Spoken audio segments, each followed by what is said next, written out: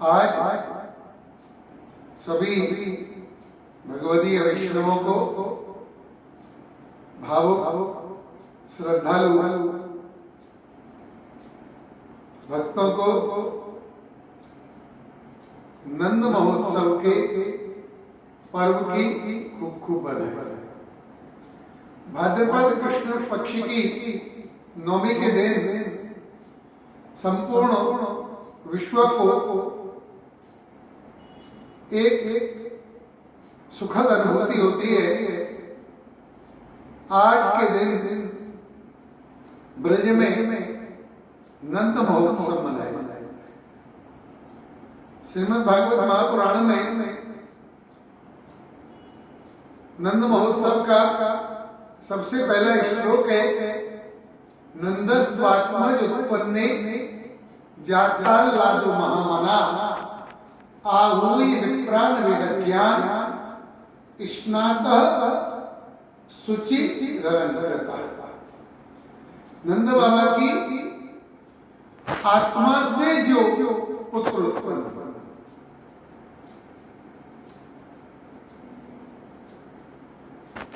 श्री सुखदेव जी महाराज कहते हैं कि नंद बाबा की आत्मा से, इसलिए नंदात्मा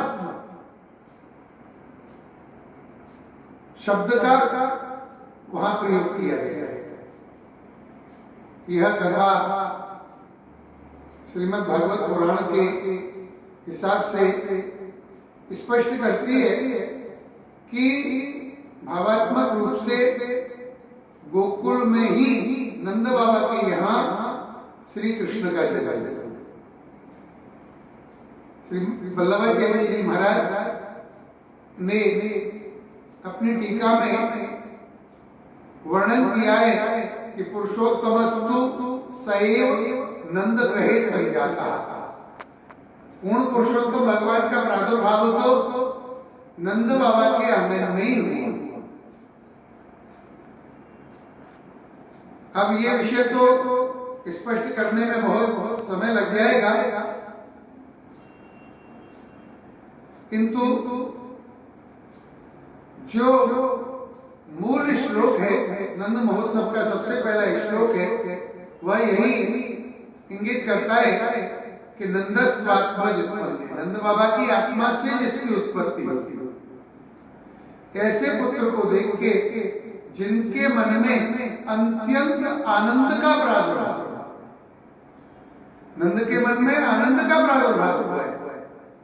इसीलिए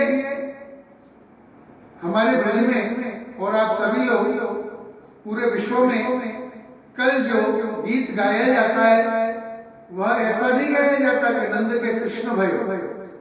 सब लोग गाते हैं नंद के आनंद भयो जय कन्हैया लाल। नंद के यहाँ मूर्तिमान आनंद का, यानी मूर्तिमान आनंद स्वरूप के रूप में भगवान परमेश्वर का रसो वैशः परिपूर्णतम भगवान श्री बालकृष्ण का प्रादुर्भाव हुआ। ब्रजवासियों ने बड़ी धूमधाम से नंदोत्सव मनाया। इस नंदोत्सव के 18 श्लोक हैं श्रीमद् भागवत के 10वें स्कंद के पूर्वार्ध के 5वें अध्याय में। प्रारंभ होता है नंदस्त्वात्मज उत्पन्ने जाताल्लादो महामना से, और 18वां श्लोक है, तत आरभ्य नंदस्य ब्रज सर्व समृद्धिमान हरे निवासात्म गुणे रमा क्रीडन बहुमग्रपा। तत् उसी समय से, जैसे ही भगवान का प्रादुर्भाव हुआ, जैसे ही भगवान गोकुल पधारे, तत् उसी समय से नंद का ब्रज संपूर्ण समृद्धियों को प्राप्त हुआ। यानी उन ब्रजवासियों को, गोकुल वासियों को, पूरे ब्रज को ऐसा लगा कि हम समस्त संपत्ति, समस्त समृद्धियों से युक्त हो चुके, सर्व समृद्धि, लौकिक और अलौकिक, संपूर्ण समृद्धि, संपूर्ण संपदाएं उन्हें स्वयं में प्राप्त हुई, क्योंकि भगवान वहां निवास कर रहे थे। भगवान वहां प्रकट हुए थे, इसलिए लक्ष्मी वहां साक्षात क्रीड़ा करने लगी, संपूर्ण सिद्धियां वहां साक्षात क्रीड़ा करने लगी। तो आज के इस उत्सव को ब्रज में हम बड़े धूमधाम से मनाते हैं। पूरे विश्व में ये उत्सव कृष्ण मंदिरों में नंद महोत्सव के रूप में मनाया जाता है। नंद के आनंद भय जय कन्हैया लाल की, हाथी दिए घोड़ा दिए और दिनी पाल की, इस प्रकार की ध्वनि गूंजने लगती है। सब लोग नाचते हैं, गाते हैं और आनंद मनाते हैं। तो इस अवसर पर भक्ति और श्रद्धा पूर्वक नंद महोत्सव के 18 श्लोकों का पाठ करने से ततारभ्य नंदस्य ब्रज सर्व समृद्धिमान हरे देवाशात्म गुणी रमा क्रीडन मग्न रूपा। जो इस श्लोक की फलश्रुति है कि उस समय से ही नंद का ब्रज संपूर्ण समृद्धियों को प्राप्त होने लग गया, क्योंकि वहां भगवान निवास करते थे, इसलिए लक्ष्मी क्रीड़ा करने लगी। तो सद्भाव पूर्वक ऐसे तो नंद महोत्सव के इन श्लोकों का पाठ नित्य ही करना चाहिए। तो घर में नित्य नंद महोत्सव होता है, किंतु नंद महोत्सव के दिन तो विशेष रूप से इस पाठ को जितना बन सके ज्यादा से ज्यादा करना चाहिए। तो इस प्रकार का नंद महोत्सव ब्रजवासियों ने मनाया। कुछ लोगों में ये भ्रांति है कि ये दही आदि का छिड़काव क्यों किया जाता है। तो इसके मूल में मेरा कहना यही है कि कुछ पत्रकार भी, कतिपय पत्रकार भी मैंने अखबारों में पढ़ा है कि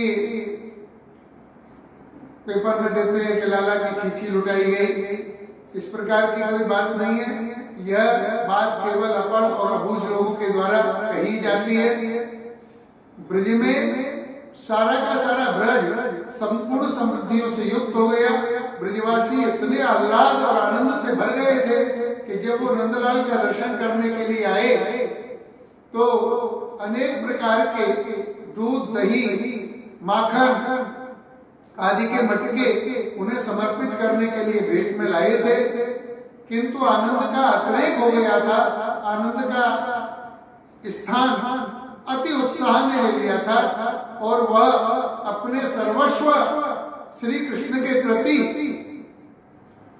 अपने आदि भौतिक सर्वस्व रूप, क्योंकि वह सब ग्वाले थे, गोधन का पालन करते थे और ग्वाले होने के कारण उनका दूध दही का ही सब व्यापार था, माखन का व्यापार था, उसी से उनका निर्वाह होता था। तो उनकी आदि भौतिक संपत्ति दूध, दही, माखन आदि थे।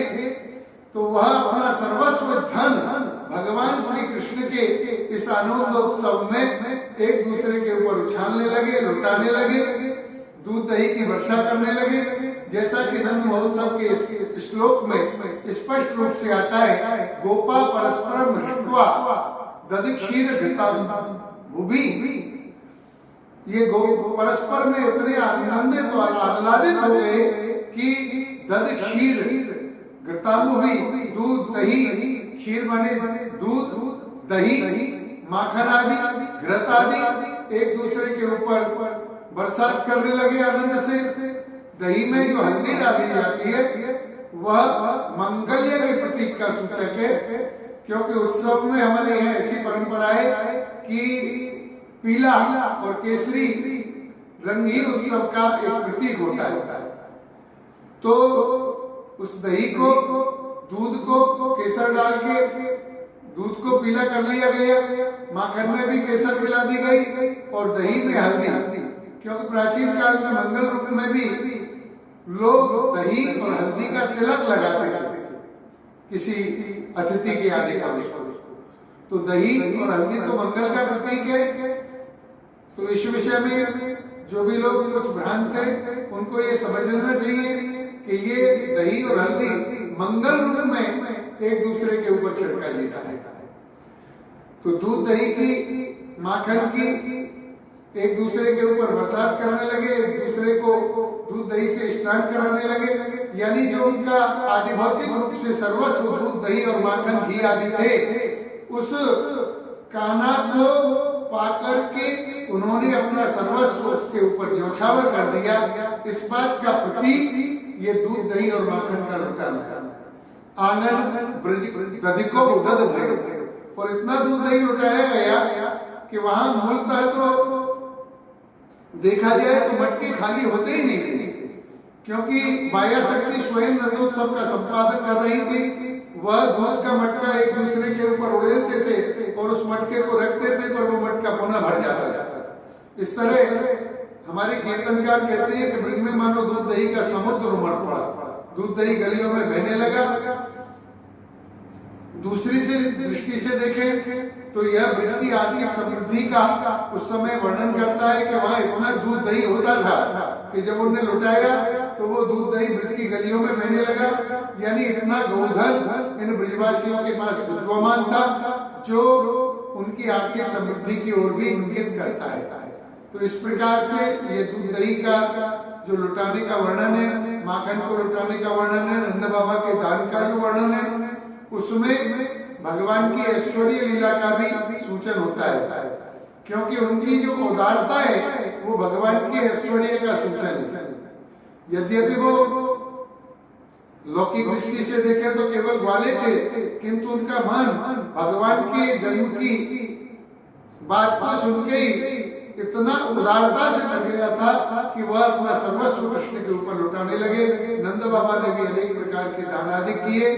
तो इस प्रकार से ये नंद महोत्सव बहुत दिन तक ब्रज में मनाया गया। सब लाला को पलना झुला रहे थे, आनंद की वर्षा हो रही थी। तो हम सब भी इस आनंद को निश्चित रूप से मनाए, क्योंकि आस्करन राजा अपने कीर्तन में कहते हैं, यह नितने में यशोदा जो मेरे तिहारो लाल रावण को प्रात समय उठ पलना झुलाऊं सकट भंजन यश गावना। तो हम भी अपने लाला को अपने अपने घरों में पलना झुलाएं, मंदिरों में पलना झुलाएं, नंदोत्सव करें और नंद महोत्सव की पाठ करें, जिससे कि हमारी संपूर्ण कामनाओं की पूर्ण हो और भगवान श्री कृष्ण हमारे ऊपर कृपा करें। जय श्री राधे, जय श्री कृष्ण। अगर आपको ये वीडियो पसंद आया हो तो चैनल को सब्सक्राइब करें और आगे इस वीडियो को लाइक करें। आगे भी इस प्रकार के वीडियो आपको देखने को मिलेंगे। धन्यवाद। जय श्री कृष्ण, जय श्री कृष्ण।